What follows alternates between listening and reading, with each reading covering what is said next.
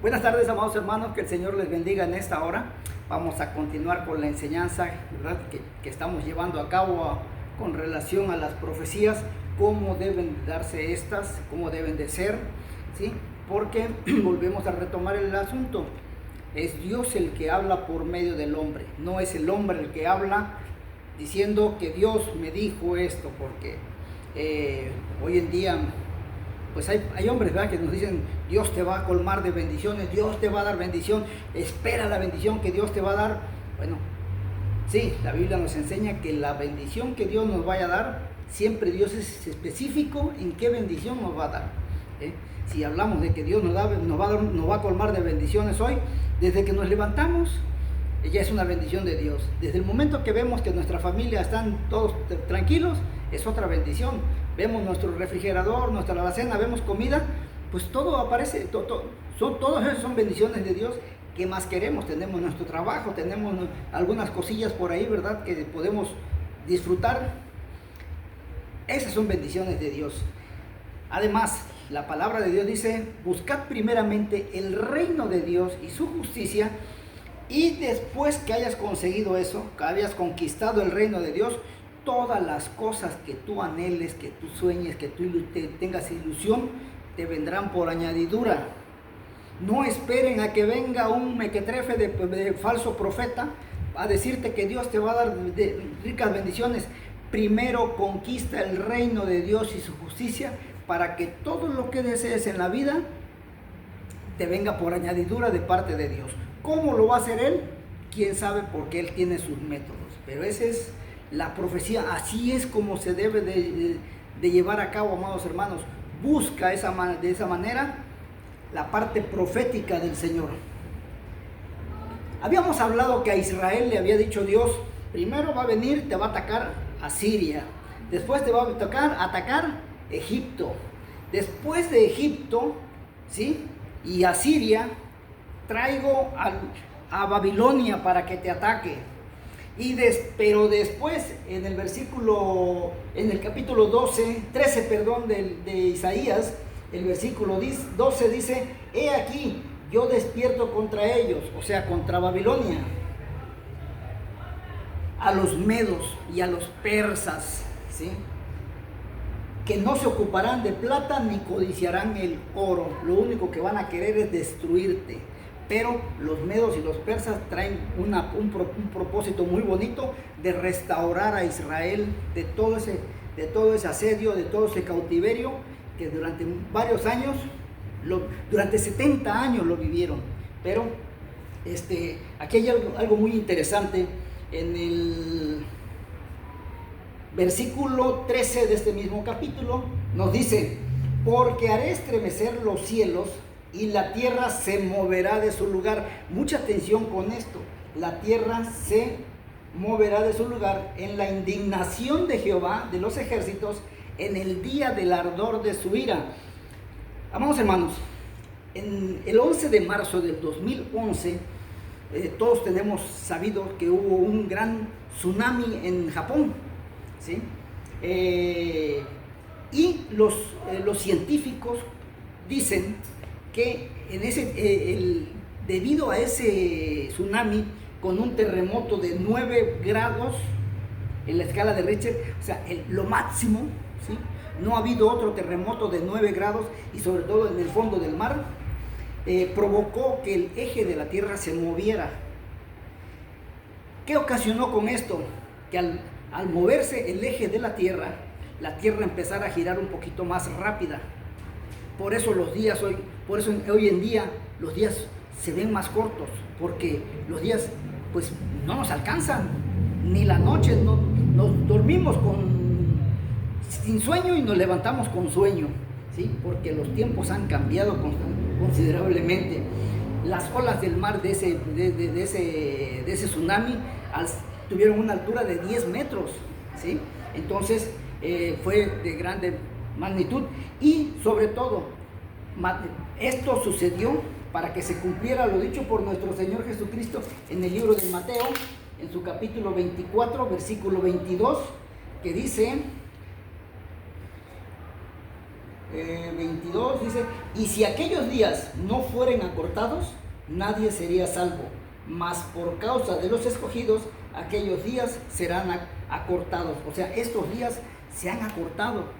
¿Por qué? Porque la maldad ha crecido tanto, amados hermanos, que si no se acortan los días, amados hermanos, nadie va a ser salvo. Hay más tendencia a creer en lo falso que en lo verdadero. Y lo hemos visto, cómo pululan estos falsos profetas, falsos predicadores, falsos ministros, ¿sí? Y nosotros le compramos todas las falsedades que ellos traen y les damos de nuestro dinero, aunque nos quedemos sin economía, ¿sí? Entonces,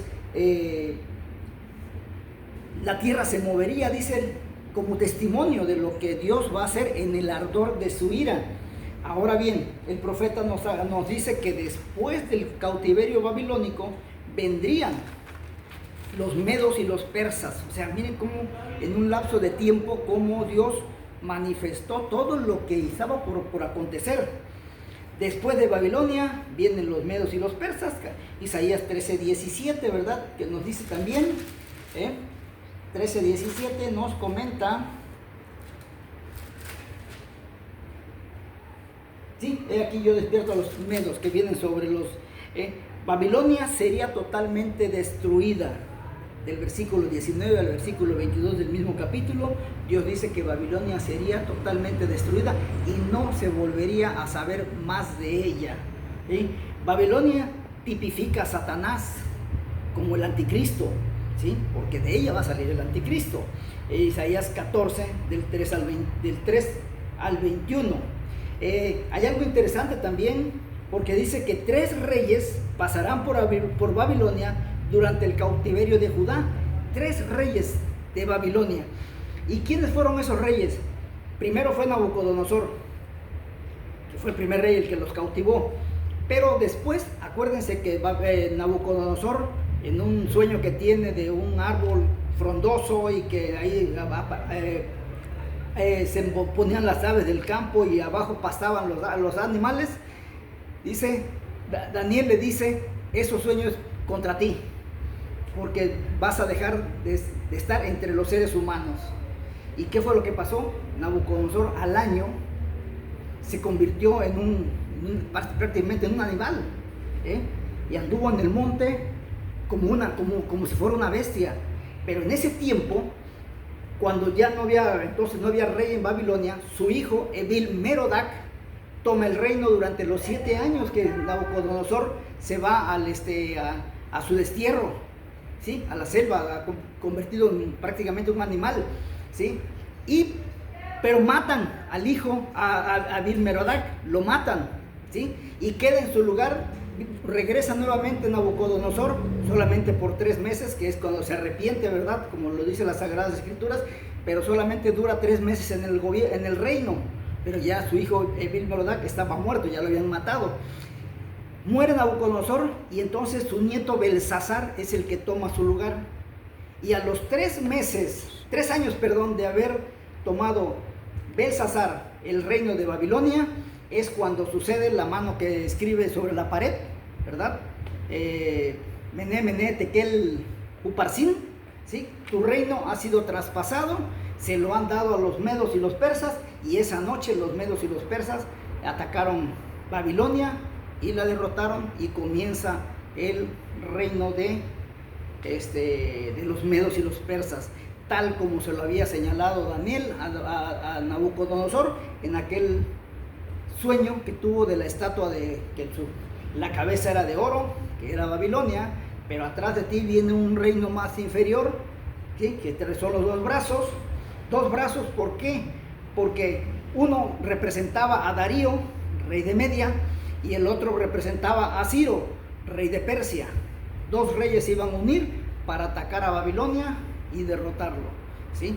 Ya después vendrían otros 2 más que hablaremos con un poquito más de calma más adelantito.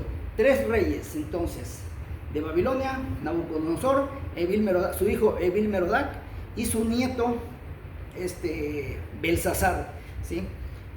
Habrá una calzada, dice Isaías capítulo 19 versículo 23, habrá una calzada de Asiria a Egipto.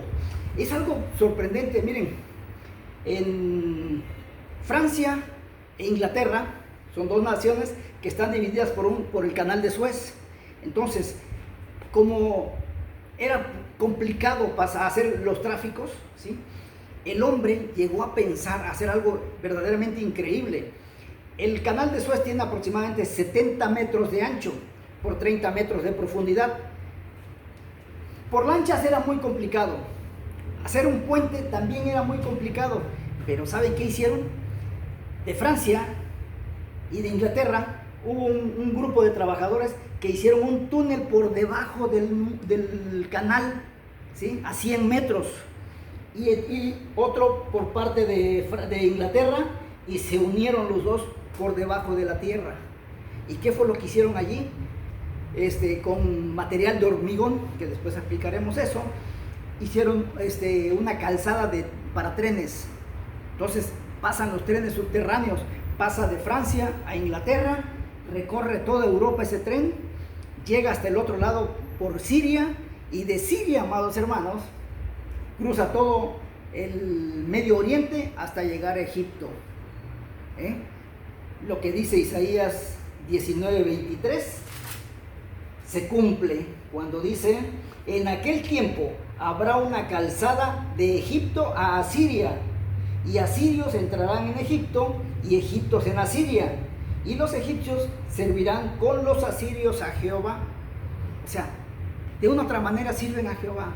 También hay un remanente de hermanos cristianos tanto en Egipto como en Asiria, porque en todos los países hay un remanente de gente que sirve a Dios, que son creyentes cristianos, salvos por la sangre de nuestro Señor Jesucristo. No toda, lamentablemente no toda la nación, incluso no considero que sea ni el 30%, pero hay un buen remanente de gente que en todos los países, en todos y cada uno de los países, hay un remanente de hermanos que sirven al Señor Jesucristo y son salvos por la gracia de nuestro Señor Jesucristo. También nos da otro pasaje, otra profecía, que es la que está sucediendo ahorita. Dice: Israel será el tercero. Nosotros decimos que Israel es el país más poderoso de la tierra, y que es el consentido de Dios, y como le quieran llamar, pero Isaías dice: Israel en aquel tiempo será el tercero. Esto lo vemos en el versículo 24 de este mismo capítulo 19, ya leímos el 23, dice: en aquel tiempo Israel será tercero, con Egipto y con Asiria, para bendición en medio de la tierra. Actualmente nosotros decimos que Israel es el país más poderoso. No, amados hermanos. El primero es Asiria, el segundo es Egipto y el tercero es Israel.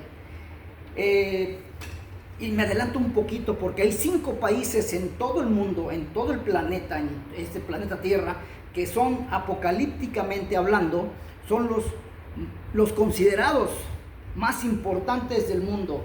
Tenemos esos 3: Asiria, Egipto, Israel, y Gog y Magog, que es la Rusia, y Japón, China, todos ellos, ¿sí?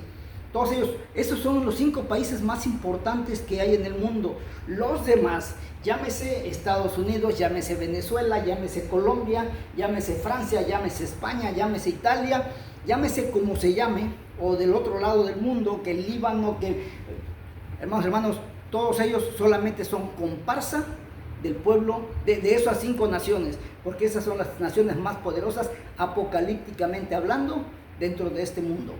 Soy Juan Carlos Muñoz, nos vemos mañana, que Dios les bendiga.